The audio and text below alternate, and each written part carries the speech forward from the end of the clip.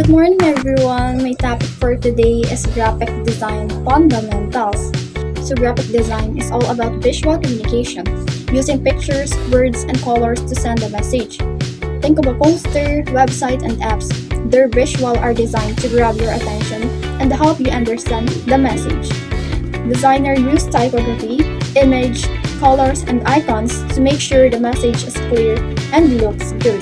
So lines are fundamentals in graphic design. They're like paths connecting two points, guiding your eyes, organizing content, adding emphasis. Line shapes how we see and interact with everything, from phone screens to website borders. So shapes are two-dimensional elements with height and width. They're either geometric, like circles and squares, for order, or organic, like leaves and clouds, for relaxation.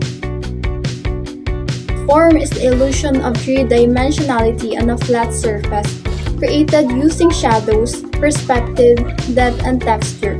It gives object volume and a sense of realism, making them more engaging. So texture is the perceived surface quality of an object, like smooth, rough, shiny. Designer use texture to add depth, visual interest, contrast, and balance to images, making them more dynamic. So visual balance is creating equilibrium in a design by arranging elements, like lines, shapes, and colors according to their visual weight. It can be symmetrical, mirrored, for stability, or asymmetrical. Good day everyone, I am Shane Anton F. Millado, BSHM 1B, and I am here to report the lesson 2 about branding and identity. So branding is what people think about you or your product and service. For example, Albert Einstein is branded as the symbol of intelligence. For the identity or visual identity is how your brand is represented visually through logos, colors, fonts, and images. For example, Vincent van Gogh is remembered for using bright and bold colors. Here are the 7 steps creating a brand and identity. Number 1 is establish purpose and positioning. Know why you or your company exists, who your audience is, and what makes you unique. Number 2 is conduct market research. Study your audience needs, lifestyle, and personality. For the number 3 is get a personality. Give your brand a character that people can connect with, whether it is friendly, professional, or luxurious. Number 4 is create a logo. Make it simple, clear, and memorable, like Google or Shopee. Number 5 is choose a color palette. Pick 1 to 3 main colors with supporting shades from the same family, just like Google. For the number 6 is select typography or fonts. Avoid fancy or confusing fonts. Don't mix too many fonts in one word or sentence. Use contrasting fonts properly. Lastly, add supporting graphics.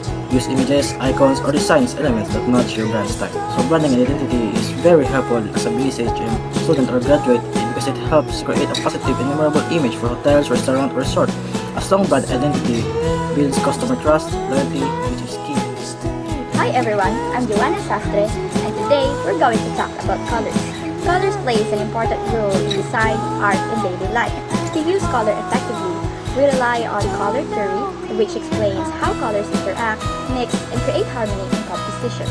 Color theory is built on 3 main ideas.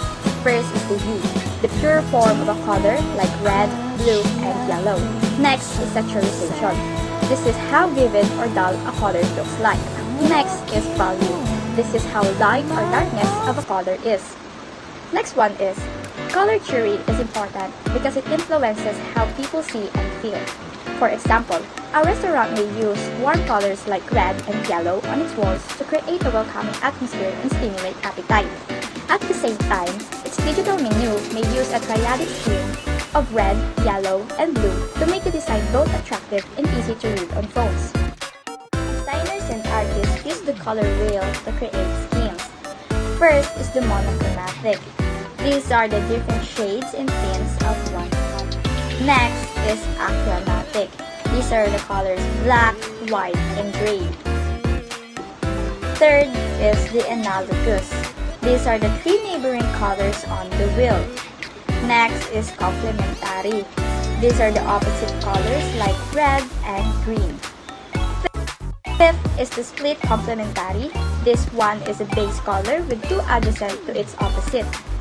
Sixth is the triadic. These are the 3 evenly shaped colors forming a triangle. Next and lastly is the tetradic. These are the 2 pairs of complementary colors. Good day everyone, I am Shamel Vivaron from Group 5. So in this lesson, we will tackle about images and their file types. So images is not only a picture that we take on our phones, but also it can be graphics, design, or illustration that we use in our projects. So images can help us to be more creative in our works and easy to understand. There are two main types of images, the vector and the raster. So what are the difference between them? So the vector don't lose quality if we enlarge or zoom in. It stay clear and smooth. While the raster lose quality or it can be blurry or pixelated when we enlarge them or zoom in because they are made by tiny dots. There are 5 different file types of images. So the first one is JPG or JPEG. JPEG is a common file type that we see and it makes a file smaller, but when we enlarge it, it can lose quality. And the second is PNG. PNG keeps a good quality and have a transparent background usually used in website. And the third one is GIF. I know that some of you is already know what is GIF. GIF is an animation or a moving picture usually seen in social media. EPS, which is a type of vector file that can be opened in design program. And the last one is AI, which is a Adobe Illustrator that are best for creating a vector images. So in short, in this lesson, it helps us or guide us what file we should use in creating some design, graphics, or Illustrator. It could be a transparent background